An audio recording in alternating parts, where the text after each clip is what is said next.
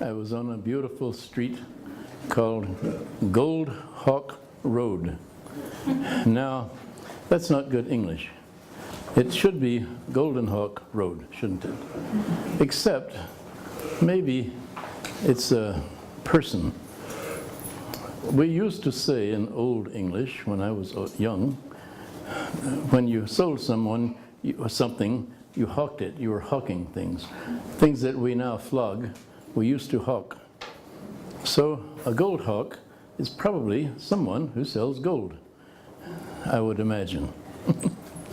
But it is the most beautiful street full of cloth stores. And I want to talk about material. So I got some material. If my plan works, I'm going to look much shinier during this talk and much more bright. Hold on a moment.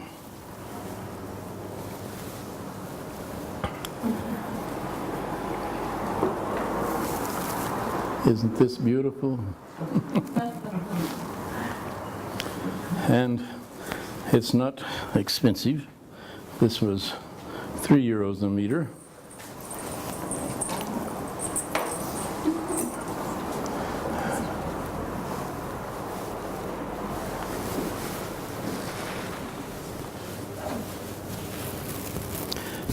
So far, so good. And the other is €2 a meter. Now this is really nice stuff, isn't it?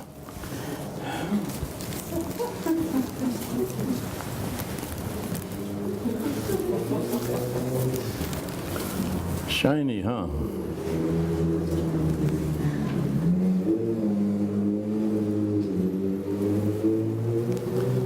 Now we can talk about material more brightly.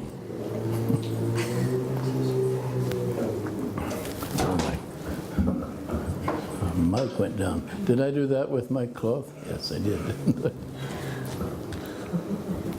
I? This cloth is natural material.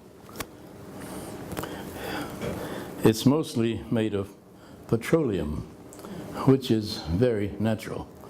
Petroleum is rancid oil. And if you don't know what rancidity is, when butter gets old and bitter, when olive oil gets old and bitter, it is rancid. And how it gets rancid is a certain kind of bacteria-like thing. It's not a bacteria, it's a pre-bacteria of the Archaea family. What's he going to do? Oh, I thought he's going to, yeah, that's what he's going to do. And it spoils butter and olive oil, or any kind of oil. Most especially, it spoils walnuts. When you're at someone's house and they give you salad with walnuts, it's always spoiled walnuts. I don't know why. But they're very dangerous because they mess up your immune system for a day or even a week, according to how rancid it is. Oh, that was beautiful noise. When all sorts of plants and animals die, the oil over the years seeps into oil patches underground, and this archaea, pre-bacteria, starts working on it and turns it into super poisonous rancid oil. So it's just rancid oil. We could do it ourselves if we had a whole lot of oil and a couple of millions of years, we could make our own petroleum. But so many of our clothes are now made of petroleum. So many of our shoes, everything that's plastic, our chairs, our telephones, are made of petroleum. Different kinds, polyvinyl chloride, which I've used downstairs, this PVC pipe. It's polyvinyl chloride you could also make yourself, if you had the right place, it's petroleum and seawater. That's what it is. Only you put some color into it and make it bright colors, or gray color if you like gray color.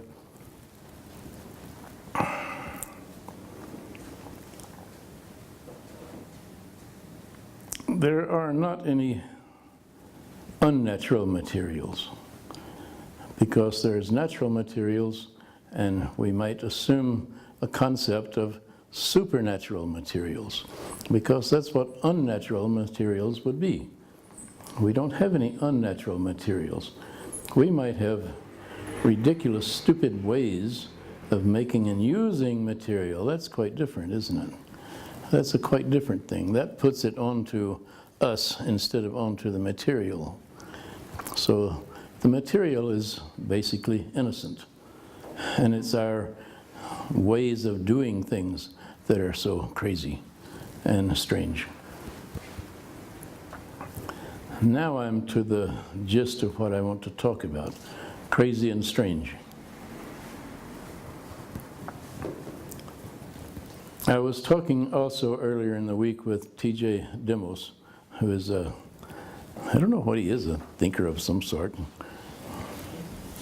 But he said we need a new paradigm in the entire world, but certainly in the art world. And I've been thinking similar things for, I suppose, all of my adult life. People often say to me, "When did you realize you were an artist?" I never have realized I was an artist. I started making art because I was writing poetry and I wasn't able to sell them. You go out on the street, "Would you like to buy this poem?" They say no. And even if they did, they wouldn't pay much money for it. But I could make different kinds of sculptural things and make more money. The first thing I sold was in Houston, Texas in 65, I suppose, 4 or 5. And I was part of a theater group, and I was carving wood and bone. And somebody said, "That's really art, you should sell it." Isn't that a ridiculous combination of words? But I was doing theater, and I had to work as a mechanic or a cowboy to make a living. And I didn't make much money. And I went to a gallery in a shopping mall, and I put 4 things in, and I sold one right away for $300. That was more than a week's salary for me, very hard work. So I said, art is really good, I love art. And I had a very bad idea of what art was, make things and sell them. A French friend of mine says, "Art to money, that's a bad translation."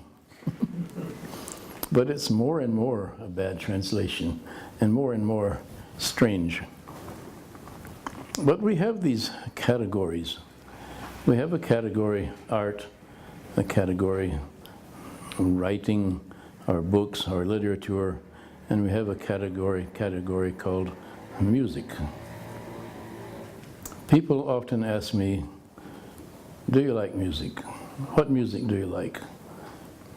You can't say what music you like. You can say, "I like Nusrat Fateh Ali Khan," but you can't say that you like Pakistani music, because it's too big of a category, Pakistani music, or any other kind of music. If what they used to say in the 70s in the US, when the hippies were in control of things, they said that plants liked classical music. And what they mean by classical music is European music of, say, the 16th century to the 19th century, of a certain type of European music. Not European music, certain type composed by paid composers for orchestras. And that is classical music. It can't be a good category. But They said that plants liked this music, and I am from the forest. And I thought, for 20,000 years, these poor trees have been suffering with Cherokee music and hating it. And I don't know why they didn't wilt. I don't know why they kept growing. Maybe the category was wrong. But just the idea that you have a category is misleading. It's things that we have so that we can talk. It's not about reality. It's not about, it's this very shorthand for how we can talk about things, and we ought to know it as shorthand and unsatisfactory. In every case, we ought to know that. I actually dislike music. And I say this quite often. I hate music. I hate music. I cannot stay in my studio and work unless I have music playing. When my back is really bad, I can't walk. But if some reggae music is playing, I can dance down the street even though I can't walk. If there is a marching band playing, I'm ready to go kill the enemy. I'll start marching along. I really hate music. It's totally biological. And it grabs my body and does what it wants. That's not so nice. But I hate music exactly the same way I hate language. I want to communicate, I want to say something, and there are no languages that will say what I want to say. It's always a bad compromise. But language tells us that we use language to think. Language tells us we cannot think without language. All visual artists know that we can think without language. We know that our work is intellectual work, that you can get something just like music is intellectual.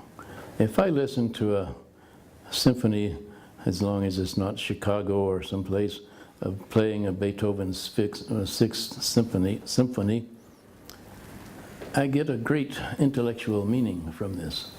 But it's not in language, it's in music.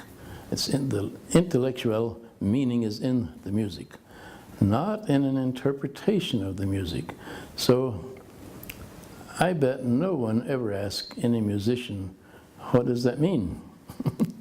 What is it supposed to represent? We know music as music, but the category is ridiculous.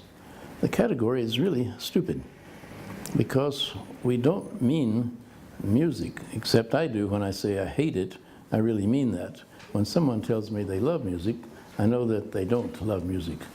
And every time I talk about this, I sing a song. And it's in my brain, never leaves.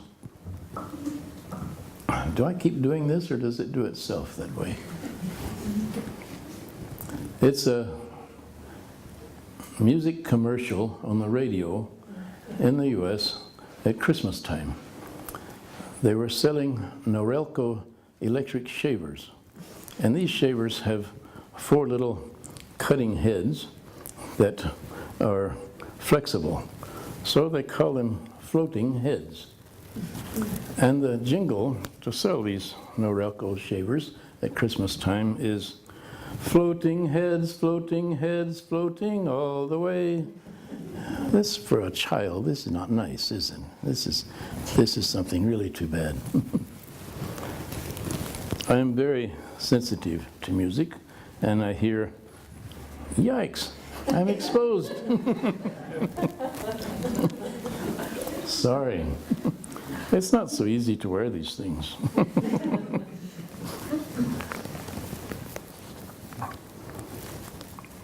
I know so many bad songs.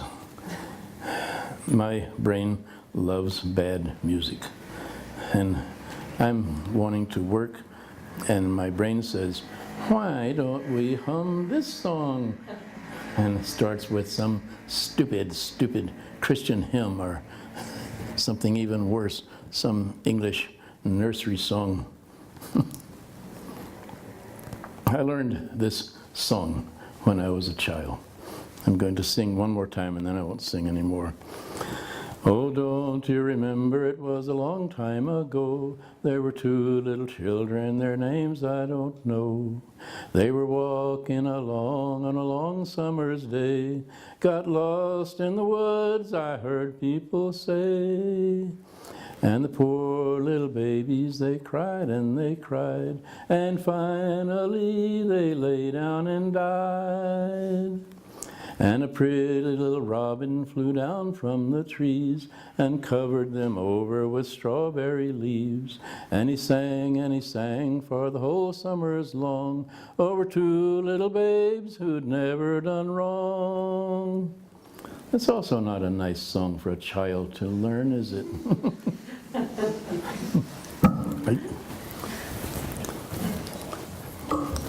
My disguise is going away. My microphone is falling. Sorry.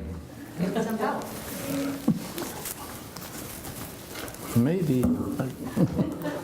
this way. Maybe this works better. Then I can hold it. Yeah. What about the other one?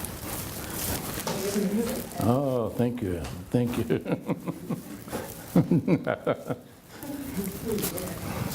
Oh, thank you. Thank you. Yeah, fix it a bit here. Very nice. Thank you. Now, I had a couple of strokes a little more than a year ago, so I'm blind on my right-hand side. So I see this with my left eye, or with both eyes, but I don't see it on the right, because I don't see anything over here. But here, I see it, and I see that it's probably covering up my right side, which, okay, it's not my best side anyway, but it's not so easy to give this kind of lecture.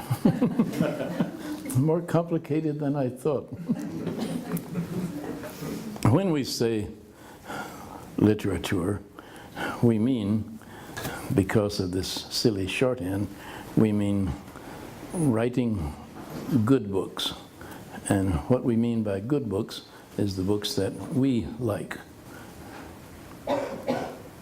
There is very important intellectual criterion for writing good, intellectual, intelligent, disciplined writing. And this discipline doesn't have to look like discipline. It can look like something even stranger than James Joyce.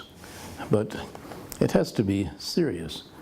The category literature, or books, or writing, is a ridiculous category. It's a totally false category. And no matter which words we use, we are misleading ourselves and misleading each other when we use these words.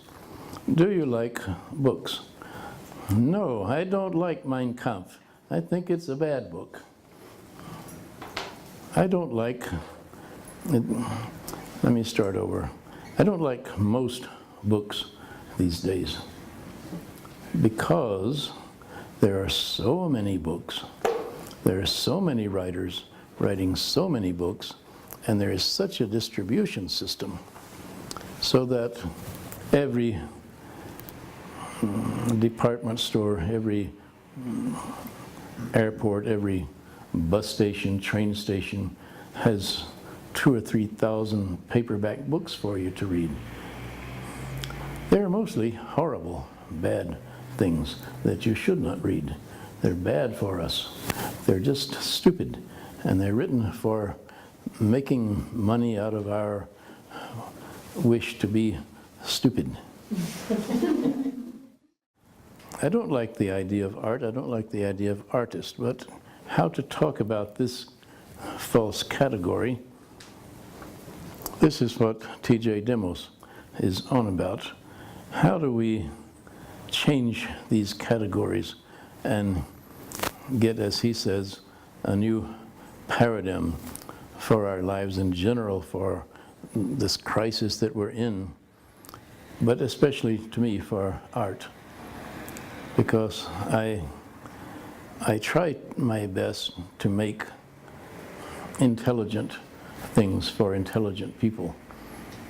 I try to make things for people smarter than me. Because if I make things for people just as smart as me, it seems like being in a pub and talking bar talk, just joking. Everybody's joking with each other and never saying anything important, never saying anything that might change anybody. If I make art, as so many people have always done, for people who are less smart than me, it means I think I'm the smart guy and I will do something smart. That's not good for people to think that way. You can't make anything good that way, whether you call it art or not. But if I make art for the smartest people, and I don't know who they are, I don't know where they are, they can be anyone on the street. They don't have to be educated. Or it's better if they're not so miseducated, I think I might say, if they're not so miseducated as we are.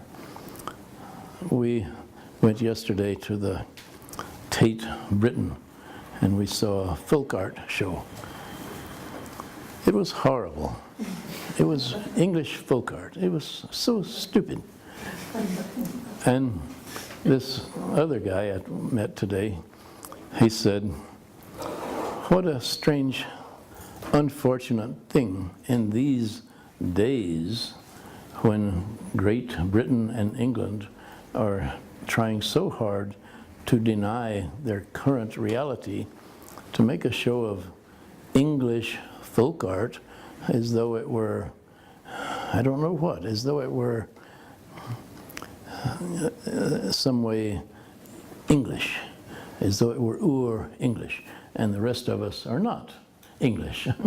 The rest of us, all these people over here, they're not even English. Italian, American, who knows what all. Foreigners. But the show lumped many things together, as I knew it would, and the most energyless group of things. They found the most insipid things and they put them all together, and it's called folk art. Now, some of them were quite beautiful and stunning, and some of them were made as art. Some of them were made as paintings. Alfred Wallace's work was made as paintings in the 1920s. And why is it folk art? Why would he be a folk painter? And what would a folk painter be?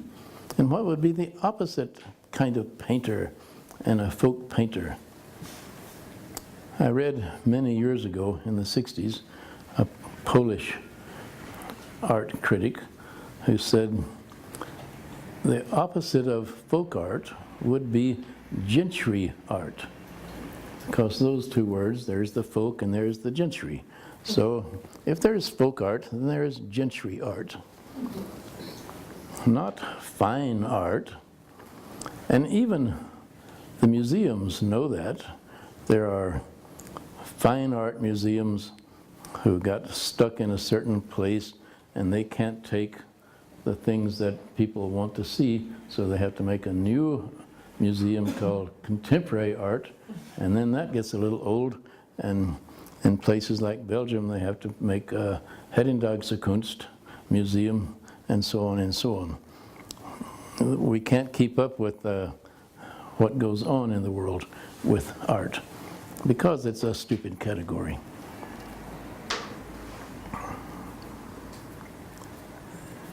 If I say these categories, music, writing, art, are unhealthy for us, it doesn't mean that I have some idea of better categories or that I have suggestions on how to get rid of the categories. I think we are stuck with them in so many ways, but I think, like T.J. Demos, they're coming unwound. they're not working. They're not good anymore. The French like to say, the more things change, the more they stay the same. But I know it's not true. I know we do change, because I spent 6 months in Venice, and if you spend any time in Venice, out in the back streets there's rather small courtyards. In these courtyards, even in the 1830s, let's say, they had once every few months entertainment, especially for the people who lived in the apartments with their children, and they would bring in a bull and a bunch of bulldogs to torture the bull to death. And they don't do that now. They did that, and they brought their little children to watch this happening over and over and over. The children laughed, they were excited, they were afraid, terrorized, and they laughed. The British Isles tortured bulls and cows to death every time they wanted to kill the cow for food, every time they wanted beef. Up until the 1850s, it was the law. The bull or the cow had to be tortured to death with bulldogs. That's why there are bulldogs, to torture these animals to death. And the reason was they thought the adrenaline made the meat taste better. Say it, you think, oh, how could that be? How could that possibly be? There are many worse things have been done around, and we don't do them anymore. The Spanish still like to torture bulls, but even some of the Spanish say, let's stop doing this, let's don't do it anymore. Other Spanish say, yes, this is our tradition. Well, we're in a place now in the world where we really have to make another change, like we did when we developed writing. My family wasn't personally involved in this, but humans developed writing, and humans developed all these things that made great big changes in our lives. Great big changes, railroads maybe even. Capitalism is not working, and even money is not working very well. It is so strong with us. I cannot imagine how we would do without it. If we imagine something like a barter system, well, that's just money, isn't it? And sooner or later, we'd have to get a more sophisticated barter system, and we'd be right back in the same place we are now. But this capitalist system we have is, everybody says, is a scam. It's like a Ponzi scheme. It's a dirty trick, and sooner or later it won't work. There's nothing we can do about it, any of us, but we can, I think, have an interesting time thinking about these things, because things are changing, and things change because people think about them. I make a lot of different things that are now called art in shorthand. I love material. I love to work with material, and I love to make things. And when I'm making things, like a sculpture it might be called, it is very generative. It makes me think of other things I can make. It gives me the energy of thinking about things to make. So it works and works for making things. I tell my students, this is very bad. Don't trust that. This makes sentimental art most of the time. And so many of my students always want to say, I make art because I love to make art, or I love art, or I make art for myself. You don't even read a book for yourself. You don't do things for yourself, you do things socially. If you read a book, You read it so you will be more in the world, so that you will have more knowledge to be in the world. More, I mean, not the knowledge that's in the book, but the knowledge that comes from you reading this book. The same with music, the same with art. So if we, what is Lamont Young? That's his name. Lamont Young is a composer. I don't even see when this happens. I'm sorry. I was talking along and no one was hearing me, were they? We did. Good. Lamont Young makes a very special kind of music, and he says,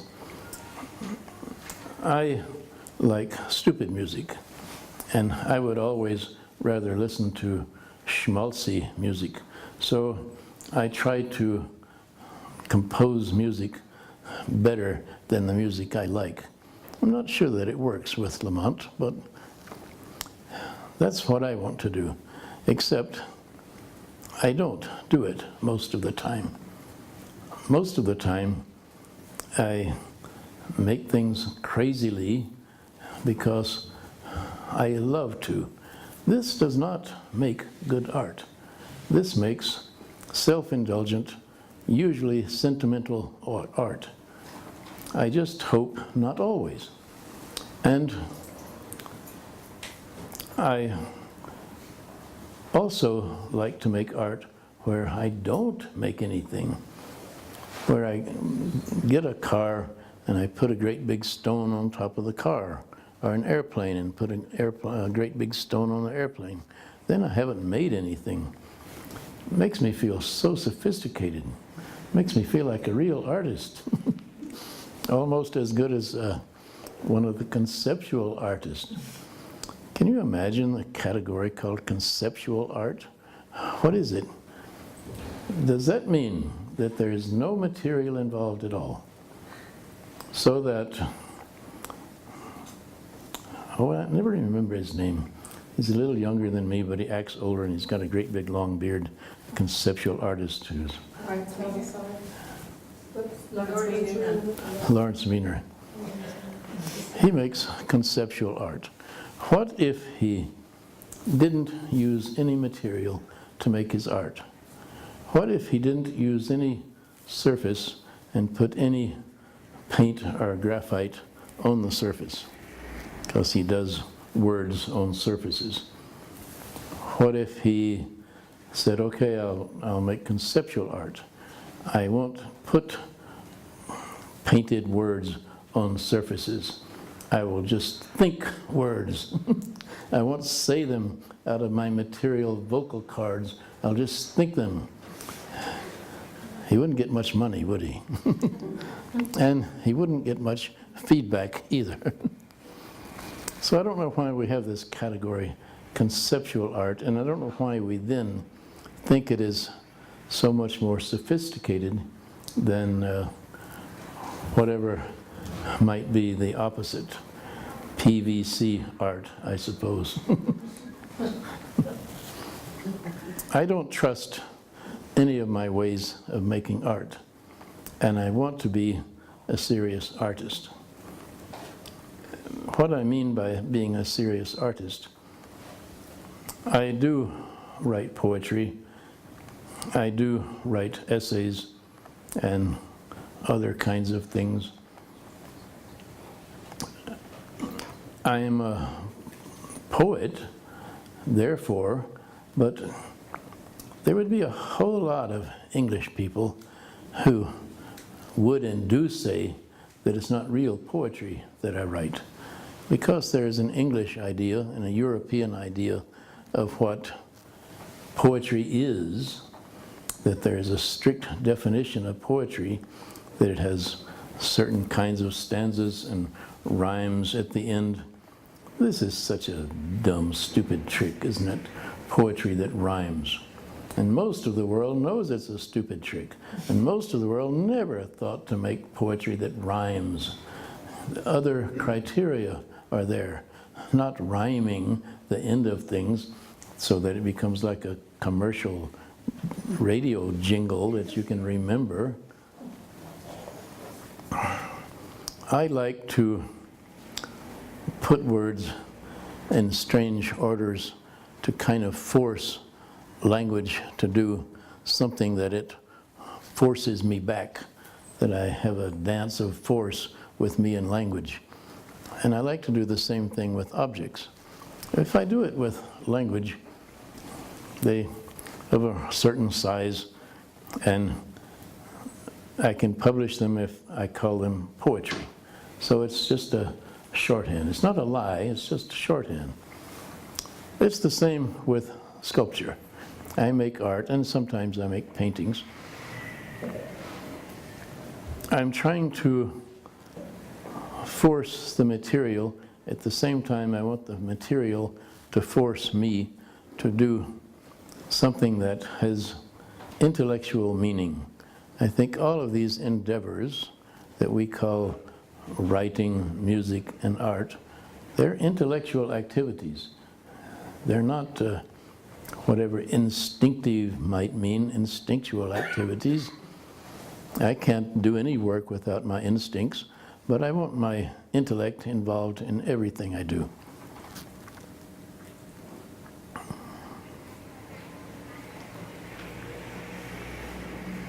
I know it doesn't seem that way. I can't keep my veil on.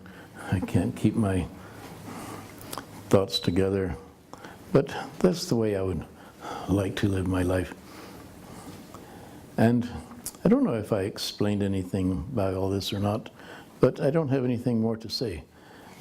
And if we have a little time, if anybody wants to say something back to me, they could. We've probably got time for a couple of questions. But, yikes, I'm about to say the moment of truth. It's me, it's me.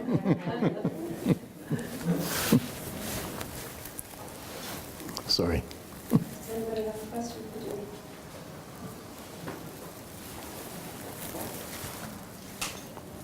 Thank you all very much for coming.